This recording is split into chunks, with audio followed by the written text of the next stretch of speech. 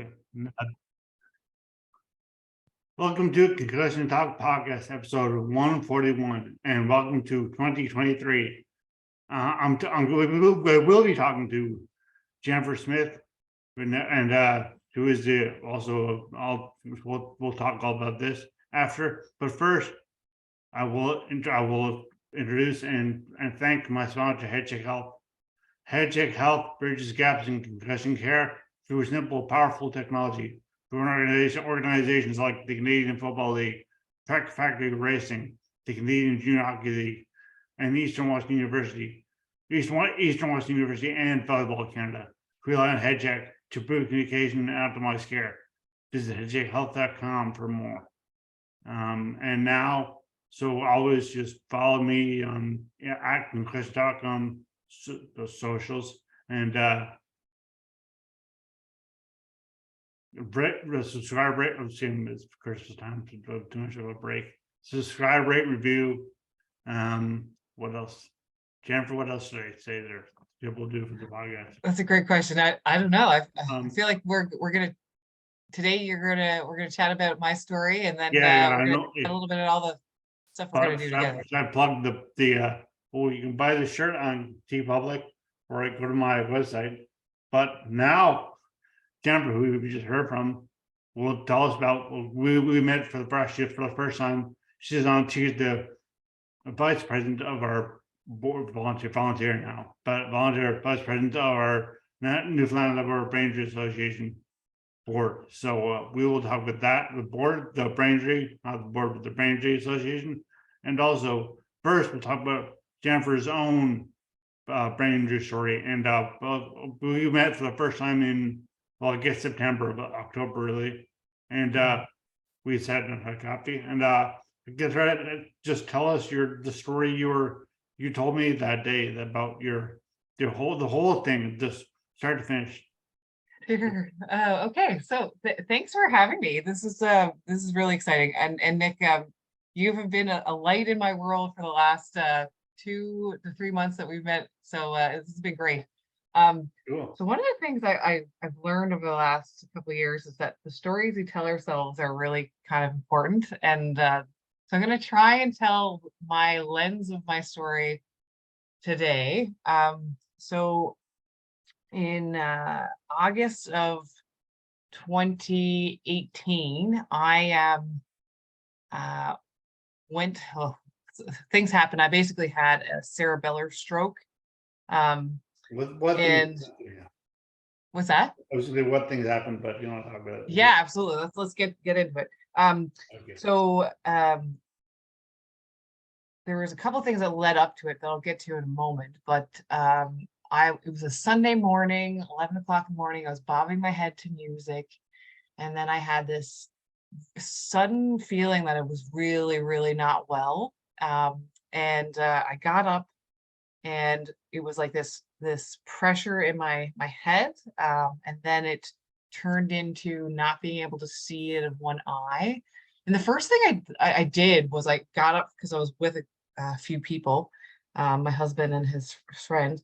I got up and went to the washroom, and just felt really, really unwell, to the point where I came back out and told my husband that I needed to go to emerge because something wasn't right. I couldn't see it in one eye, and I was having an intense pain in my head. And so he drove me to emerge. And by the time we got to emerge, which is only about a 10-minute drive from my house, I was not able to, I had basically Bambi legs. I wasn't able to walk. And of course, I didn't really know what was going on. Got into emerge and was trying to be I don't know what they call it, but just checked in. And then my world started spinning. It was like I was on the most vicious spinning ride imaginable. My hands shot right out because I was trying to stabilize myself. And I basically was in a vicious cycle of getting sick and spinning for many, many hours. And I think over the course of the 8 or 10 hours that I was in emerge, they finally, after a couple of scans and things, realized what was happening was that I was having a cerebellar stroke. And so what caused that was both the vertebral arteries in the back of my neck were dissected. So, and I think at that time, one was completely blocked and clotted, and the other one wasn't. It was still bleeding. So this, I guess, could rewind us back to about 2.5 weeks before that, where I actually sustained the injury that caused all this. They figure that because it was like undiagnosed whiplash, that I had received this from a go-karting accident about 2.5 weeks earlier. And I remember having a really heavy helmet on and having my seatbelt like straps really tight and getting hit and sort of my head kind of going side to side. And that's sort of the thing that they figure caused the injury to my neck. So I didn't put 2 and 2 together that, you know, this was a severe injury that could result in what happened 2.5 weeks later. I thought I just had a sore neck. You're go-karting with friends. It's not something you figure. So the time in between having that injury and having my stroke, I went to work every day. I went camping, I went running. I was heavily into the running room, and I was really sluggish is the only term I could describe. Like my running time was like completely off, and I was having this neck pain that was only happening when I was sleeping. So every time I was like lying down, it hurt, but like I'd go about my day and I'd be generally okay. But when I was like camping and things, like I just felt lightheaded or a little bit out of sorts. So I think this was basically my neck injury, not getting enough blood to my brain or what have you. But anyway, it all came to a head 2.5 weeks later when I was just bobbing my head to music, and I guess I must have dislodged clot, and it caused some pretty traumatic. I think it was very, like, I can remember it. So it's like I can remember a lot of it. So I'm going to give you just little pieces of it.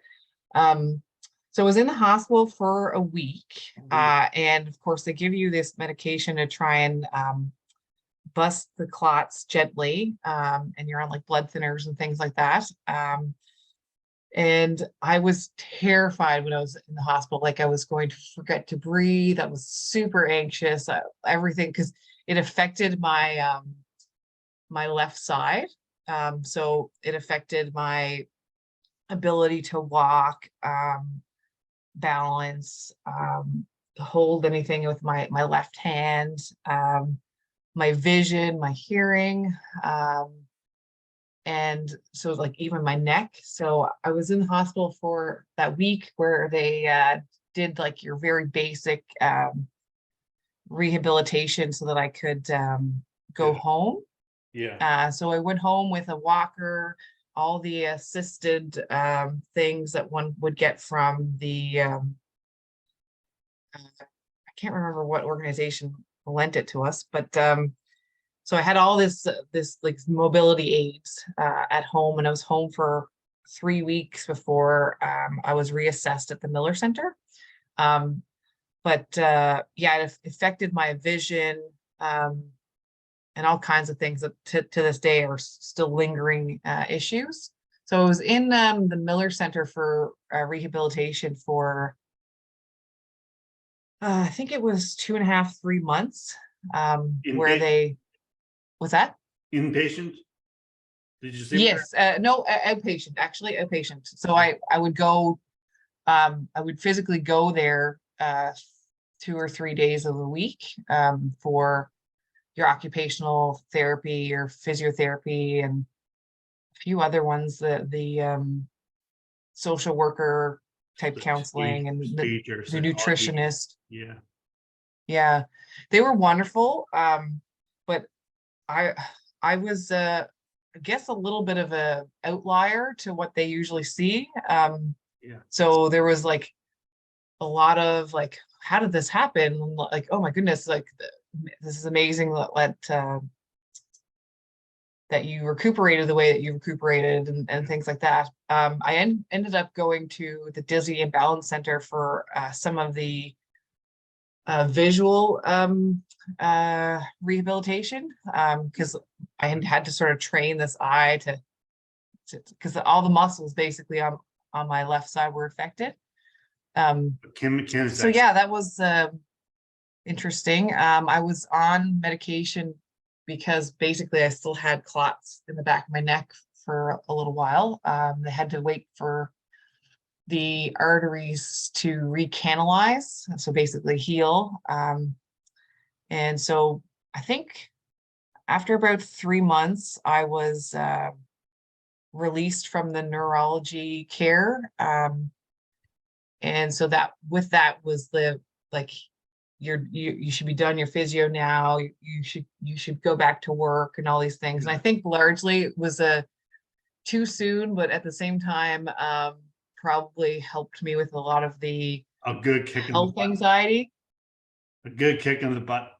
I needed something to just stop focusing on like, how come all these things are not working? Yeah.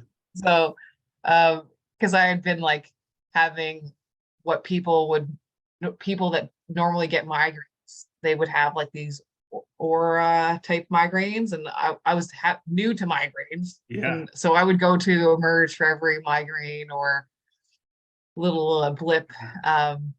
So anyway, I think that was a good little push, but it was also a push that put me into things a little bit too soon, too fast. And then came the journey of the mental recovery. Yeah. Yeah. Yeah. I was gonna ask you about the whole like how what symptoms you still have, and also going back to work, how that was like. It's kind of all one thing. Like your I guess the mental distress, your your persistent symptoms, and going back to work are all kind of meshed together. So I really ask you separately. So I'll ask you as one. So what happened there? How was all of that going back to work? And Yeah. So it all happened all at once. You're absolutely right. So with regards to like the going back to work, so before I get to that, so my husband was a substitute teacher. I worked full-time as a researcher, and I was in the middle of doing my PhD part-time. So Jeff actually, he stopped work to care for me full-time as my primary caregiver. it was like a 6 hours for a long time too. It was like just he had to take It was off 6 months. what, and he's a Yeah. substitute teacher, so that's like it really. Oh yeah, no, it was, Yeah. and so what ended up happening then is, so he used to work up north teaching, and so because of that, and at the time, I think it was a hard time to get work here in Newfoundland. It's not so bad It now, always but is. so he went back up north to teach in January, and so I was basically thrust into back to work full time and like become independent. And I think that was actually the push I needed, because if I didn't have this, like you're living alone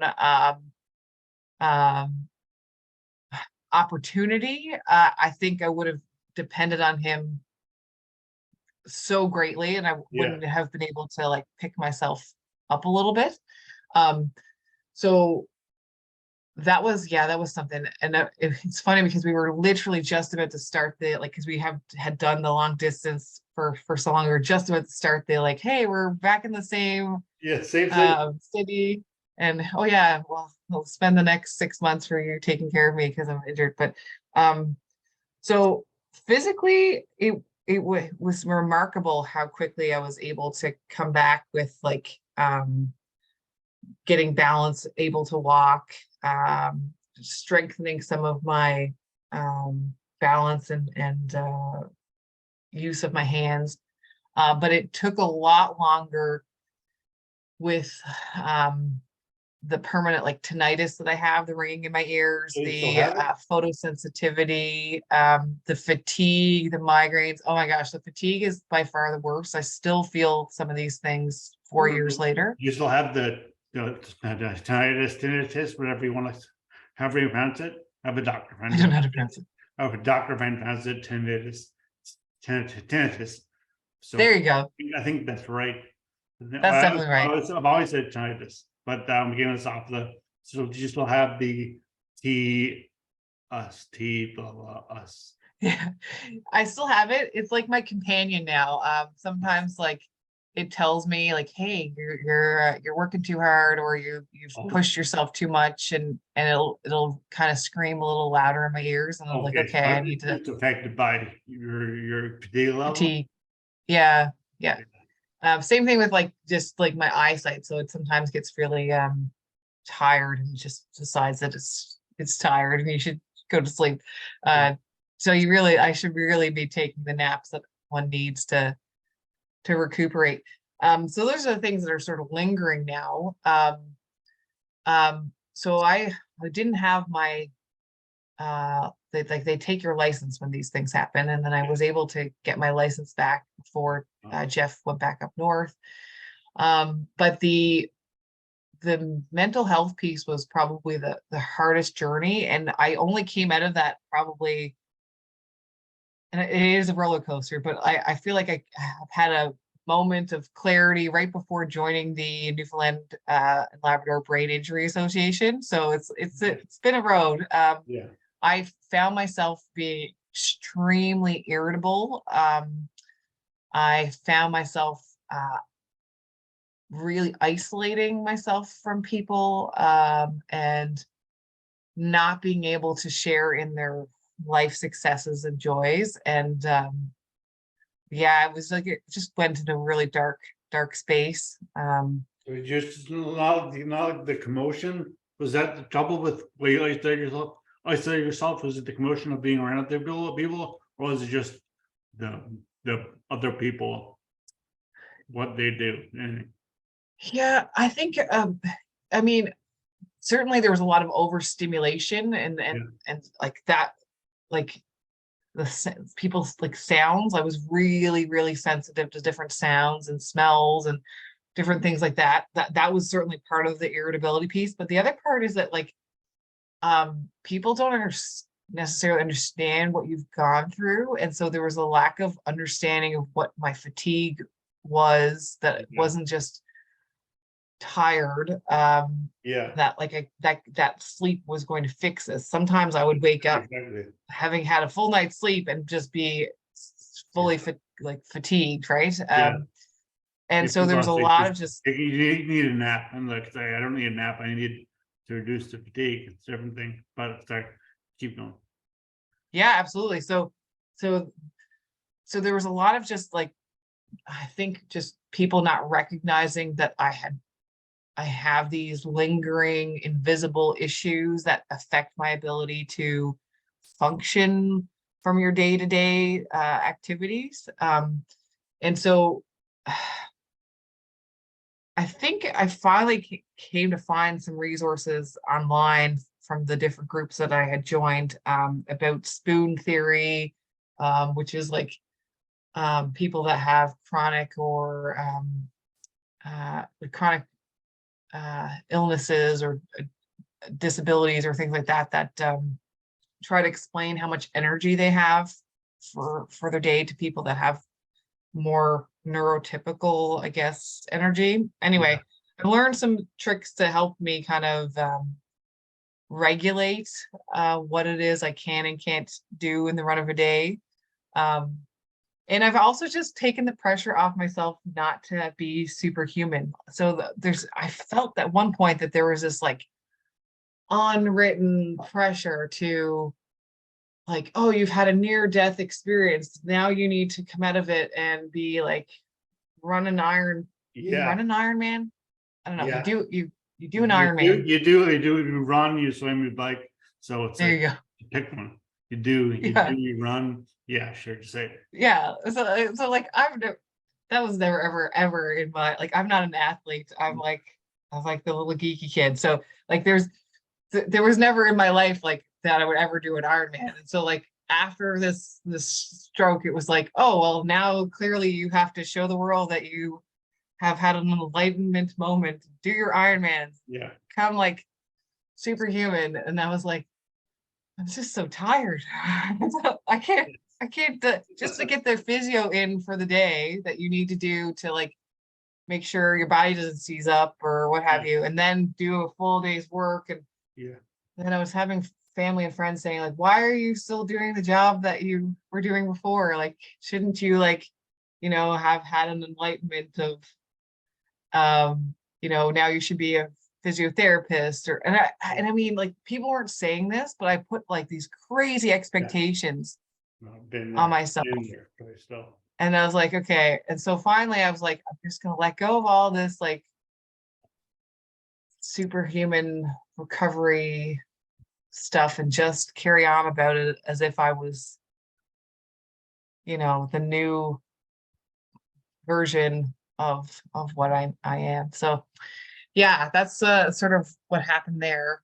And the part that I think I like to try and share with people is that I think everyone has had some kind of, maybe not physical trauma to themselves, but so they know someone that has been impacted. So like part of my motivations behind joining the Newfoundland Brain Injury Association was to try and just bring awareness. My question was that you jumped ahead. Oh, sorry. No, I'm just kidding. Go ahead. Keep going. Yeah. So it's just to bring their like awareness to the fact that like people are people. Everyone's human. They're all going through hurdles and struggles, and you should just like bare minimum treat people with kindness. And then if you're trying to look at ways to help people that have any been affected by any kind of thing, just bring awareness to what those things are, right? So how can we better teach people to recognize the signs of brain injuries in the various forms, because I'm still learning about all the different forms. Yeah. And then how to prevent those things, see the symptoms, prevent things like that. So I know that we're getting into our next topic. So Nick, you're welcome to lead me here. I don't really know what we're going to do with that, but actually, first one that I asked you about, because you were saying, because accountability, you already mentioned it really, so I don't know if there's much more to say, but when we had a meeting last month, our last meeting with the outside parties, let's say that, you mentioned that that your husband had to get off work, leave work, and that was very important because he couldn't just leave for like 2 months or a week, 2 weeks, and just come back. He had to as a teacher, he had to come back. He had to be there, be on the phone, like on the phone, but be available by phone for when you need it. But so to put the available care support, I guess, support that's needed for people with, and people don't understand that you need support. You think, oh, 3 months, you're fine now, just get out and get back to the world. So absolutely. Yeah, no, thanks for making that emphasis, because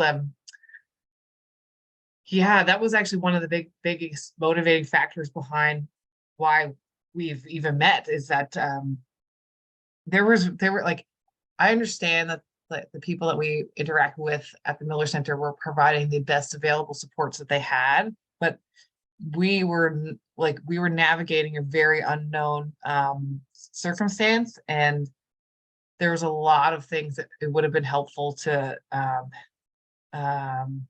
know about to help navigate that. So like a lot of the brochures and reading materials that were provided to him during this time was kind of old, like, right? Like some of the stuff about how to care for someone and things like that were for people that were in their 70s and 80s, not someone that's trying to live their midlife or what have you, like careers and all that busy stuff. So like we didn't even know about the supports one could have financially, as a primary caregiver from the government. We knew nothing about any of that. We didn't avail of any of those opportunities. We basically navigated this the best we could with very limited information. I didn't actually know about the Newfoundland Brain Injury Association till about 2 or 3 years after. Yeah. And I thinking back on it, like there was like a stroke recovery group that I had joined. And it just seemed like it would have been very, very useful to have someone like Cassandra as a lifeline to resources, to other like, do you know what I'm saying? Like to all the information that I'm now learning about after the fact. So because it's a scary time to think, okay, well, like looking back on it, it's like, okay, well, you know, you've come a long way and you're back to a functioning member of society. But at the time, we were really unsure what was going on, and the statistics were being thrown at you, and you're just like, oh, good gracious, like how much is this, right? So yeah, his world was really, really quite disrupted, and the kind of care that he was providing me wasn't just like helping manage my appointments and driving me to different appointments. It was like mental and emotional. I need, well, the emotional support for sure, but like physically, I couldn't walk, right? Like I had a walker in my house. I had like there's all kinds of physical things. Couldn't cook. I couldn't clean. Couldn't like even now I have trouble like doing like your basic cutting because you know the hand sucks, but but there were, and then the emotional side of things, good gracious. Yeah. I don't think anything prepares you for that kind of just emotional deregulation. Like I have a really hard, at the time, I had a really hard time regulating my emotions. And yeah. So I guess now we'll kind of go back to, not go back, kind of, this is a whole conversation has been a bit of a loop, so it all ties in. The Newfoundland Labrador Range Association, when did you decide to join? And I guess, well, you kind of answered the answer to this, well, why and when, but I'll just get you repeated. It's fun. Yeah, so I found out about the Newfoundland Brain Injury Association when they had their dinner and dance in 2021. And Labrador, we have to do the whole problem. Okay, so in Labrador, thank you. So when the Newfoundland and Labrador Brain Injury Association had their dinner and dance in 2021, you were the guest speaker, I think. Yep. I have invited my husband and my mom and my dad to go because it landed on my birthday, and that's where I learned learned about everything, what that organization was about. And then it took me a year to get up the courage to reach out and send a note to Cassandra to see if you needed any help. I didn't join the second time until January of 2022. So, February 2022. So yeah. So I think so I remember you telling your story, and I was like, oh man, this is someone that I need to like chat with and learn about their recovery story and what they're up to, right? So but yes, it took me a long time to get to that point because I was still feeling like a victim. I don't even know, it's just like it was, you know. So eventually I got to a point in my story where I was like, cool, I'm in a new chapter now. I should stop feeling like whatever. I was feeling sorry for myself. Trying to apply different, like the way people talk about other illnesses and injuries, and they're trying to apply it to yourself. It's hard to really know which unit, which bag, which section you should be fit in. Like it's weird. So yeah. And so then I was finally at a point where I'm like, okay, let's see what I can do to help other people. And so I think it was like early October when I attended my first meeting with the group, and It's been a whirlwind ever since. Right away, you were put under the bus for this. Where I said, "Can you be best friends?" You're like, "I guess so." Sure, yeah. Yeah. Why not? What I gotta do? But Yeah, it was but so since then, I think you and I have had quite a few chats about yeah, like and Cassandra, our vision for what we could do and the ways of like we could provide supports to everyone that's sort of affected by brain injury. Yeah. And so yeah, I feel like we have some great ideas, and I think yeah, between the group of people on the board and whatnot, we'll hopefully make some of them happen. I hope so. And just to talk about the Cassandra is the coordinator of programs and services at the branch association. She's our only staff member. So but we are some of the things that Jennifer just mentioned, the efforts we're making to get awareness out there. I don't know how much we can talk about that because we're waiting for hopefully government funding, fingers crossed. Mhm. Yeah, or just any funding. Well, government will help us out, but we need other people funding as well. And so if anyone's listening wants to help out the Newfoundland over brain NLBIA.org or .ca.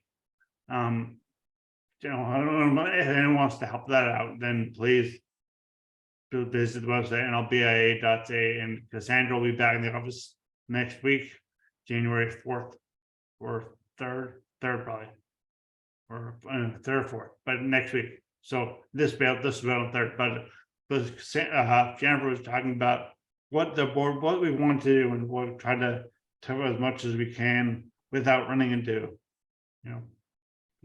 problems of what we can say. I don't know if there is a problem. There's not a problem, but I mean, Jennifer, you want to? Yeah, so I'm still learning about the all the different forms of brain injuries and the different things that occur and whatnot. But one of the things that I think, I don't even know where it came from, but there's been a lot of talk about concussion prevention in schools, and taking a lot of the literature that's out there and trying to. Our president, actually.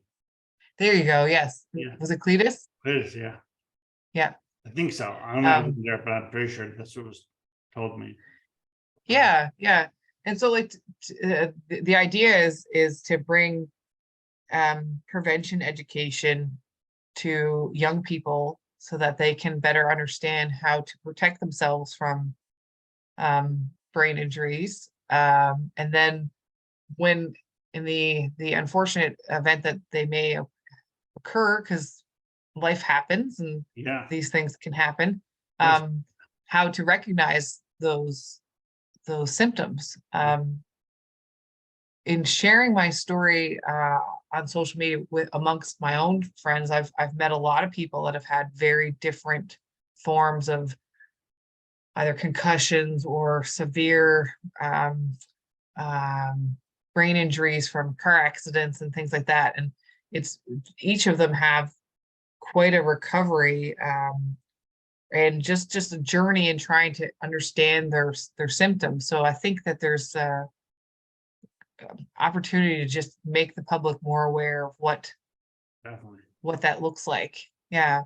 Yeah, couldn't agree more. I think there's so much it's also big blank space there for us to write on and teach people about concussion or any brain injury, and just how, like, even the word recovery is a bit misleading, I find, because recovery kind of says get back to where you were, but you don't necessarily, I mean, it takes time. So therefore, even just time itself, what I found myself, which is moreover, mine was in 03, it was long, so it's been maybe 20 years this year, 20 years, August 1st.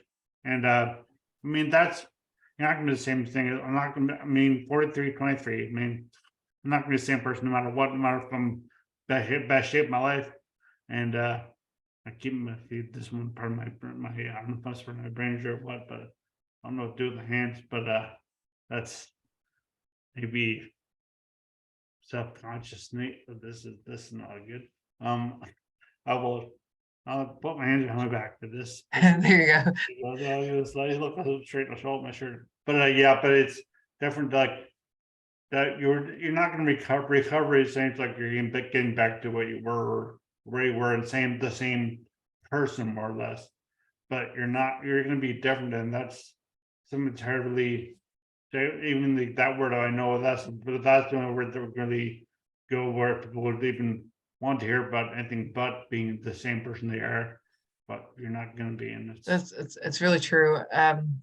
That's a big piece of just trying to come to terms with. But the other thing with all this is I know we've had some great conversations with Cassandra about concussions, and like it's just making people in the general public aware of like what the effects of a concussion are on someone, so that like there are better supports in place for them. Like I just keep hearing stories about people like, oh yeah, I kind of realized afterwards that I was likely experiencing the symptoms of a concussion, and people around me they were able to say that I was off, but they weren't able to like pinpoint, hey, you might be experiencing the aftermath of concussion, and therefore we should be, kinder to you, find supports to help you navigate this tangly space.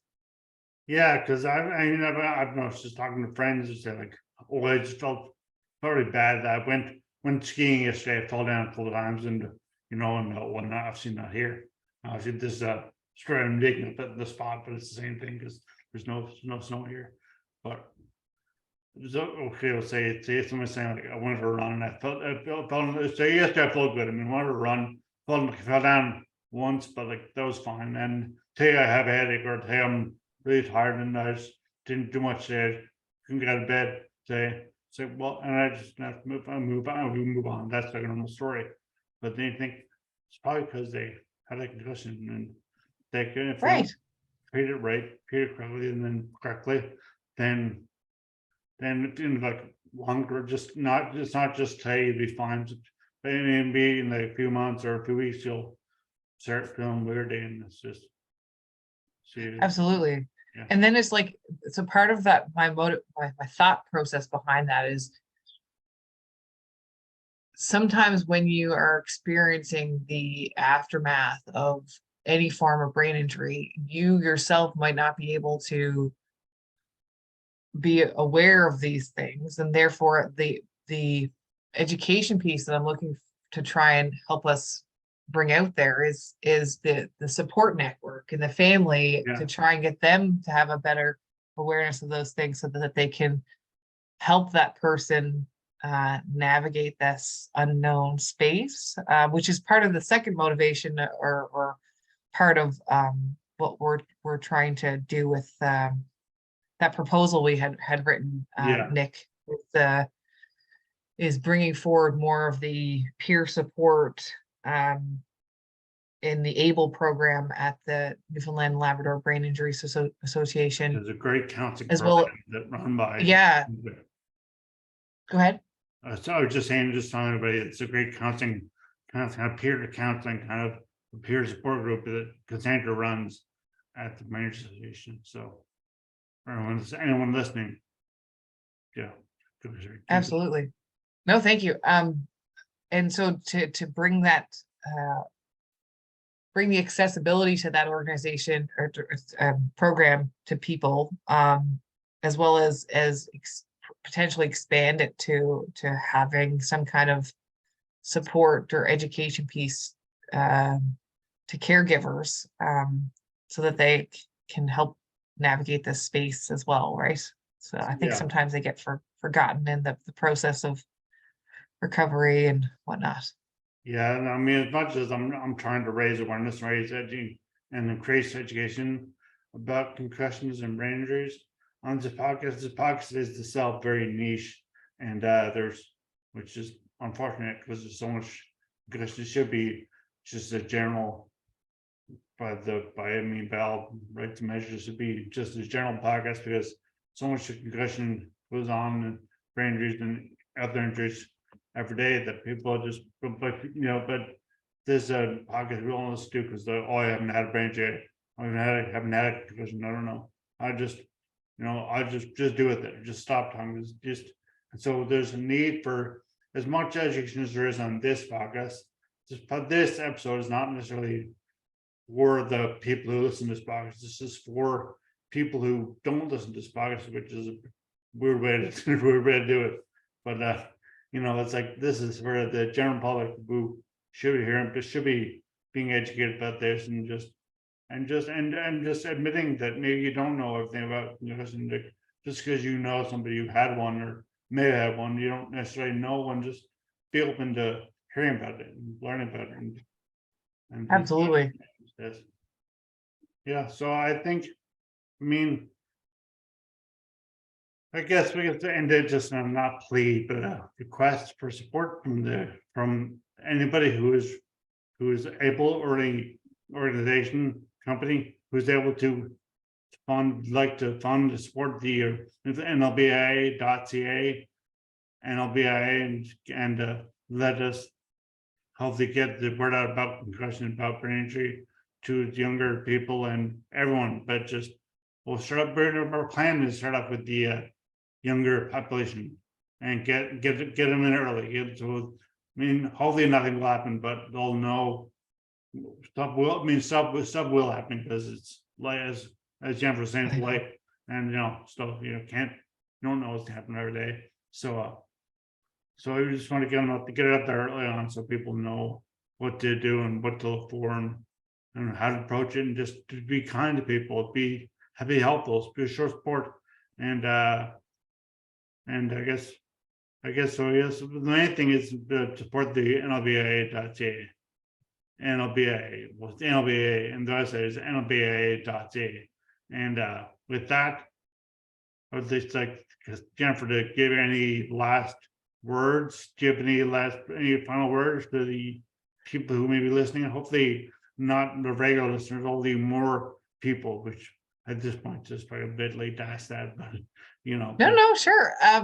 So one of the things is I think about who the audience could be, and I know that there's a couple of people that have had different forms of brain injuries before and since my own injury, and I just want to say something to encourage them that you do get better day by day if you just think about your incremental improvements, and that those that are kind of supporters of anyone that has undergone some kind of traumatic injury, that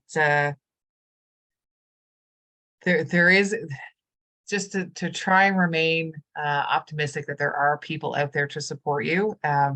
It's just a matter of we're hoping to find ways to bring those supports around. So don't be too discouraged by the upset in your life, right? So hopefully with what we're planning to do with some of the work that we're doing, we'll be able to just bring some of the access, some of the awareness, so that we can sort of improve the overall situation. Yeah. Great. Well, thanks so much, and stick around, please, because I forgot to tell you first. I'll just do the goodbye to the podcast, but you can stick around for a second. Sure. And I want to just thank you, and here's to a great 2023, and hopefully the NLBIA week, and Jennifer and I and others, Cassandra and others, will hopefully get this program going, and we can start teaching others about what to look for concussions and on all brain injury, and get the word out there. So thank you again. And this is episode 141. So we'll be back with 142. When, I don't know. And with whom, I don't know either. So, but it'll be good. It'll be 148, 142. Yeah. So thanks for listening, and have a safe and happy 2023. And this is January 3rd. So it's post all the festivities this will go out on. But thanks.